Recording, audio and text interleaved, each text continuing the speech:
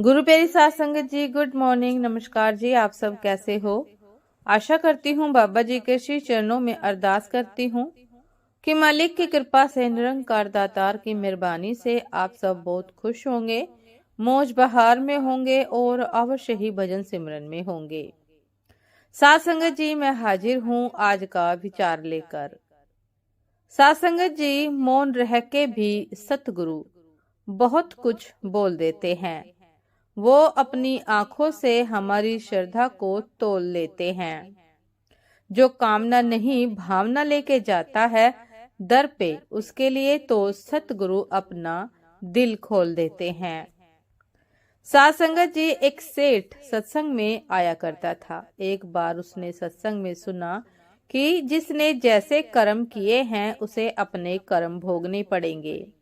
यह सुनकर सेठ को क्रोध आया और वह संत जी से बोला। उनके पास जाकर उसने कहा, अगर कर्म भोगने पड़ेंगे तो सत्संग में आने का क्या फायदा है? संत बोले कि इसका जवाब वे कल देंगे। सेठ अगले दिन आया तो संत जी ने एक ईंट की तरफ इशारा करके कहा कि इस ईंट को छत पर ले जाकर मेरे सर पर फेंक दो। यह सुनकर वह सेठ बोला कि संत जी, इससे तो आपको चोट लगेगी, दर्द होगा। फिर संत ने उसे उसी ईंट के भार का रुई का गट्ठा बांध कर दिया और कहा, इससे चोट लगेगी? सेठ बोला, नहीं। तो संत ने कहा कि बेटा, सत्संग में आने से इंसान को अपने कर्मों का बोझ हल्का लगता है और वह हर दुख तकलीफ को परमात्मा की दया मेहर समझकर बड़े प्यार से सह लेता है।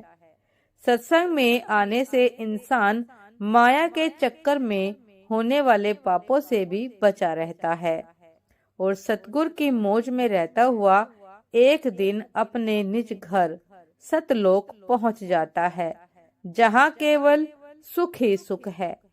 तो साध संगत जी, ये था आज का विचार कि कर्म तो भोगने पड़ेंगे, लेकिन उन कर्मों को भोगने की क्षमता हमारे भीतर सत्संग में जाकर संतों के प्रवचनों को सुनकर आ जाएगी। साध संगत जी, ये था आज का विचार। आपका दिन शुभ हो, मंगलमय हो। नमस्कार जी। सदा खुश रहिए, मुस्कुराते रहिए, भजन सिमरन अवश्य करते रहिए। नमस्कार जी।